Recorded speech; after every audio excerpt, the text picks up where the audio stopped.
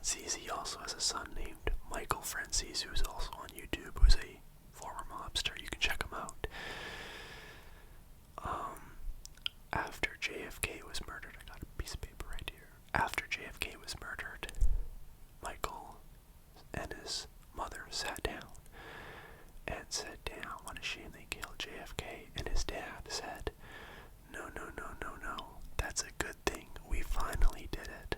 So, he's also had relations with Marilyn Monroe. He chased Al Capone out of New York. He hung around Frank Sinatra. Like, this guy has, this story has everything in it. So, sit back, relax, and we will start our first true crime back. So, I got some notes here. John Franzese was born February 6, 1917, in Naples, Italy, and funny enough, I've watched 3 documentaries on this, so I just need notes. I know enough now where I remember stuff, but his mother was actually pregnant, and during the pregnancy, they traveled back to Italy, but they were living in New York. They traveled back to Italy, and on that trip back home, Sonny was born, basically. So he was born in Naples. The family then flew back to New York, and they lived in Greenpoint, Brooklyn, at 316 Leonard Street. He had 16 brothers and sisters. And, you know, at that age, when you're 10, 11, 12, you're expected to help the family make money, right? Everybody has to combine income in a busy household like that. So he helped his dad run a family bakery. And I believe it was only him that helped. But funny enough, his mom actually claimed that he has been bad. He was bad since birth. Even in her stomach, he was a bad kid. So, just to show you that we're on a path right now, right? Now, I also want you to think about the time. He's born in 1917. This is probably like 1930. 1930, there's no real jobs, and New York is overran with Italian immigrants. And at this time in New York, it is a breeding ground for young mobsters, gangsters, whatever you want to think. They have these little gangs running around New York, loan sharking, all that stuff, gambling, robbing, killing. And there's the top mobsters who are picking the 14, 13-year-olds, seeing which one has the brightest future. Well, Sonny was grabbed by a very notorious mobster and was shown the ropes very early on. It was said he actually got his first body, got his first KILL at age 14, which is, I mean, it's pretty remarkable. In a bad way. Now, fast forward to when Sonny turned 21, he was arrested and booked for assault. Now, he would spend 2 or 3 years in prison over that case. And, so at this time, now he's 14, he has his first kill. 21, he does his first stint in jail, right? Those are 2 massive tests that the higher-ups want to see how you handle your first kill and your first sentence in prison. And he passes both tests. Now, we're going to fast forward once again to 1942, which is World War II. Now, Sonny was drafted for the Army in World War II, but he was later, listen to this, he was later discharged from the military due to being too psychoneurotic and having homicidal tendencies. Think about that. He was drafted to go to war for his country and kill for his country, but they discharged him. too psychotic, and it had two extreme homicidal tendencies. The guy was a fucking lunatic. Even the army didn't want him. Like, that's a whole different level of crazy. Like, I don't even know how to describe that. Now, where did we go? So, after being discharged from the military, he went back to the streets, and in the 40s, he was killing people, a lot of people. He was making a lot of money, and he was moving up the ranks. So in the mafia, you have the boss who sits at the top. You got the underboss. Then you got the capos, who are captains, and then the captains have soldiers, and then the soldiers have associates to the mob. So the associates kick up to the soldiers then kick up to the captains kick up to the underboss, and then the money trickles up to the top to the boss.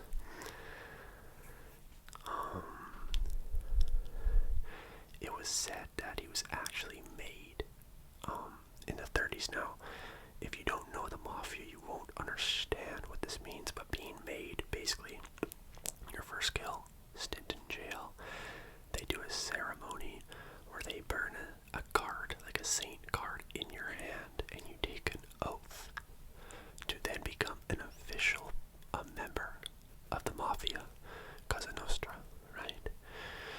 At this time, he's also meets Frank Sinatra and is hanging around him and other famous people at the Stork Club, at the Copa, the Copacabana. And keep in mind, he did get married, but he was still being a playboy.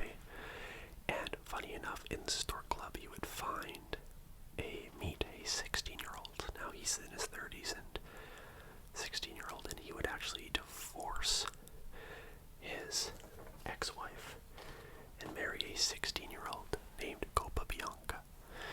The only issue is Copa Bianca had a husband named Frank Grillo. Yeah, Frank Grillo. And in a way, so they start dating. Sonny and Copa Bianca start dating, and a baby is made out of this. But okay, I'm gonna say this: that baby is Michael Franzese, who has a YouTube channel. You can go search him up. The only issue is, and Michael would talk about this, Michael himself believes his biological father was Frank Grillo. Now, after Michael's born, Frank Grillo goes missing. Now, it doesn't take rocket science to figure out what happened, but he was never seen again. Nobody knows anything. But Michael Franzese would actually take Grillo as his last name up until he's about 15, but he always said that, Sonny's the one that raised me. So, interesting. Very, very interesting.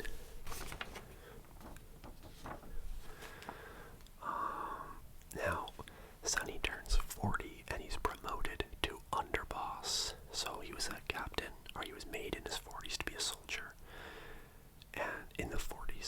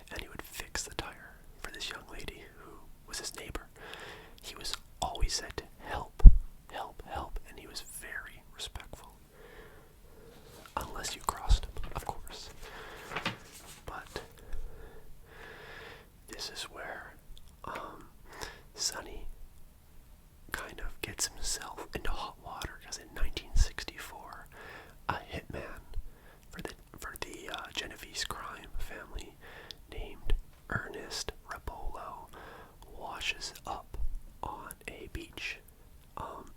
Ernest was a hitman. He brought nothing else to the table, but it was said that Vito Genovese, the boss of the Genovese crime family, Franzese is part of the Colombo crime family, said he was a rat and tasked Sonny with murdering him, basically.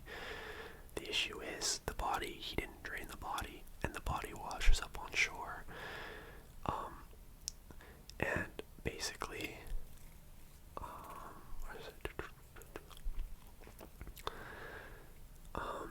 the government indicts him on the murder, but he beats the case, luckily. Very, very luckily. Now at this point, he's just beaten his first murder case, and I watched Michael Franzese's video, and he said he would be playing baseball. He was a very good baseball player, and at every game his father would show up. He made it a point to show up to his sons every single baseball game for Michael, and Michael would say that when his father would arrive, all the parents would turn around and everyone would look, because Sonny would come in with all 4 or 5 bodyguards in the most expensive Cadillac you can buy at that time. But he wasn't a showboat. He had that for protection. He just wanted to watch his son. Now around this time, keep in mind he's friends with Frank Sinatra and other very famous celebrities. He's attending the Stork Club, the Copacabana. He had a front row seat at the Copacabana reserved just for him. And one night he's there with Frank Sinatra, and Marilyn Monroe walks in. And Marilyn quickly takes a liking to Sonny. They start betting together. They start buying drinks together. And it is said by multiple people, Marilyn Monroe's friends, Sonny would tell his son what happened later on in life. It was that he had an affair with Marilyn Monroe. And basically, this would get him in very hot water with the government, because at this time, Marilyn Monroe is also said to be having an affair with Robert Kennedy. Robert Kennedy is the FBI director, I think, or the head prosecutor. One night after Marilyn's affair with Sonny, she is in bed with Robert Kennedy having a sexual escapade, and it is said that she, instead of moaning Robert's name, she said Sonny.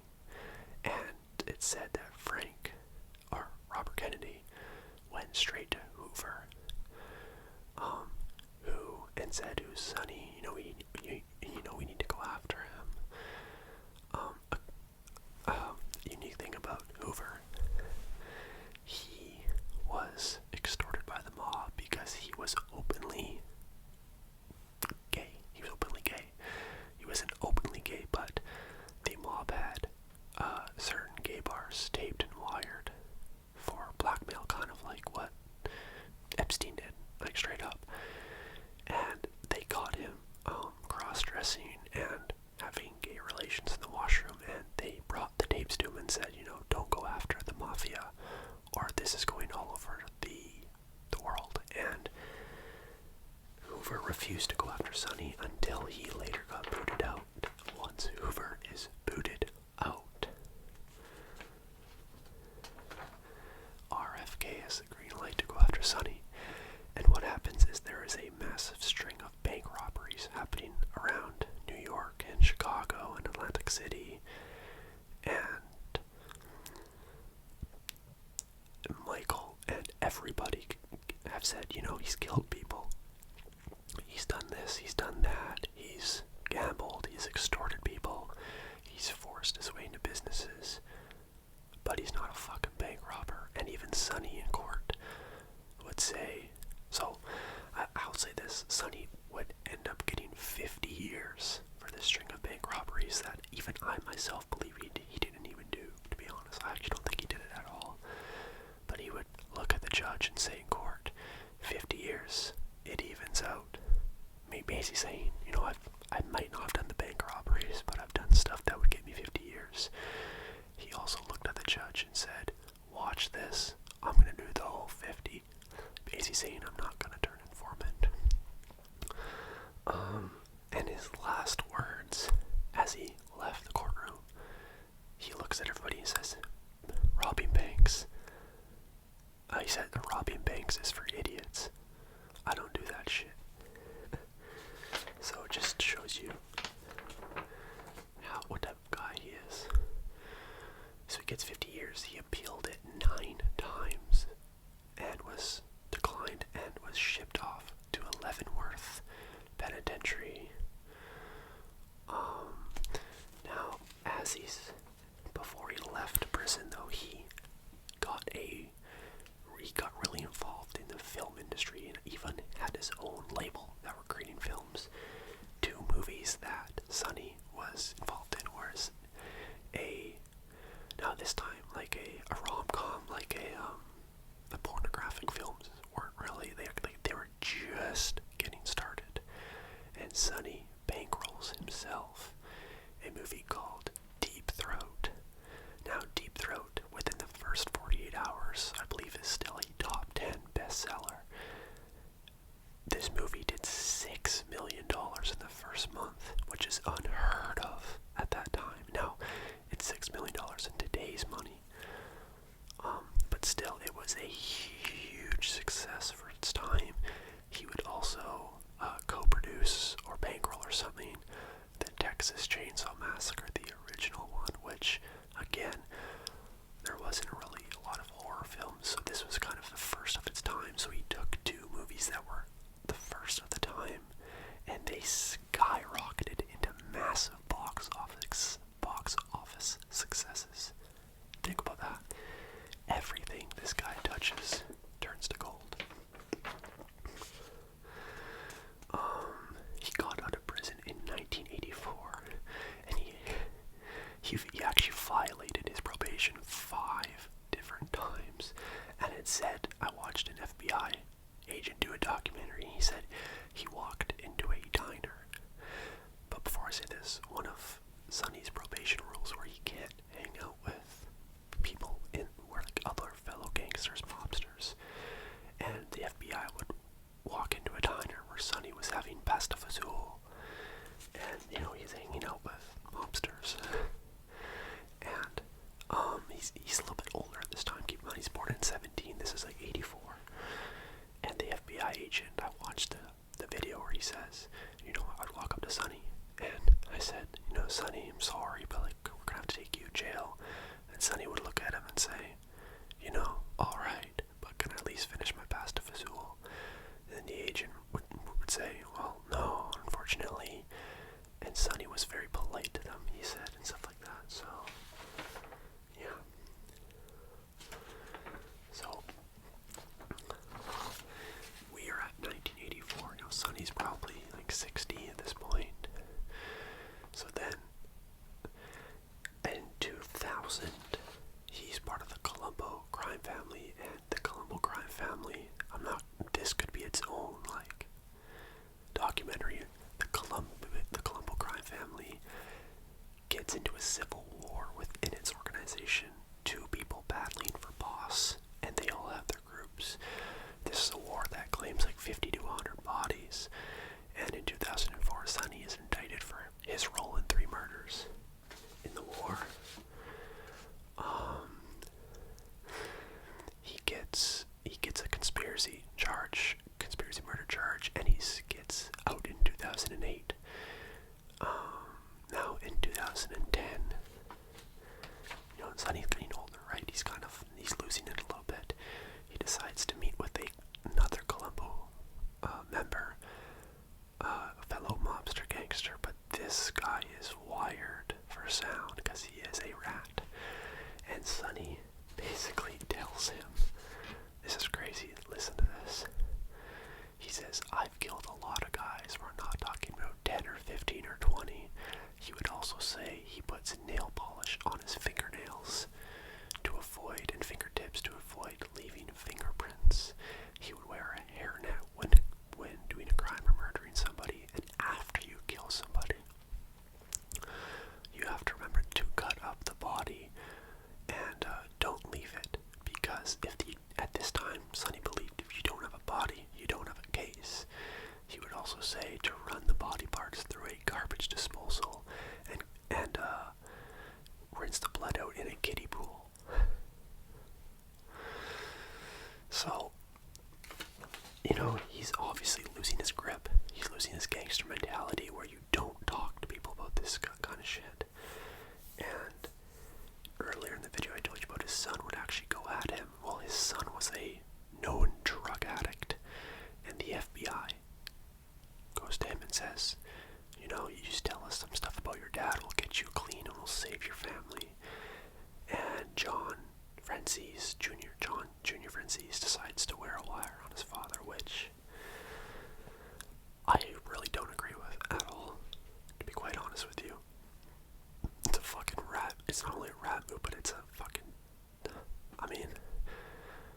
if my dad was anything, like, a gangster's one thing, he's just doing stuff to other gangsters, but if he's a serial killer, I can see you telling on him, but he's just a gangster. And in 2011, so John Jr. would get a lot of stuff on tape from his father, and he would eventually, in 2011, be sentenced to 8 years in prison, which he's born in 1917. This is 2011. He's 92 or 93 years old. The government thought this was a death sentence. But a miracle happens, and he gets out in 2017. And at this point, he is, when he gets out, he's 103. No, he's 100 years old. And he's the oldest federal inmate in the United States and third oldest inmate in the world. Sonny Franzese would eventually live another 3 years, and he would die on February 24th, 2020. And he's the oldest gangster in history. It's that simple. Now, like I said, this guy was a stolen gold killer. It was said government agents would approach every mobster saying, hey, if you want to talk, we're here. And it was said that they wouldn't even try to approach Sonny. Everybody respected him. Everybody. Every single person loved him. Obviously not someone to fully look up to, but I thought, you have Marilyn Monroe, Frank Sinatra, 50 kills. I thought, what better way to come back to true crime than this video? So, if you enjoyed, again, please leave a like and subscribe. And I want to know, this series is for you guys. I want to know. Drop some names down below that I should research and do a true crime video on. I genuinely want to know. Okay? Let me know what you guys thought about this. Do you want cuts in between? Do you want me to talk less? Take more spaces in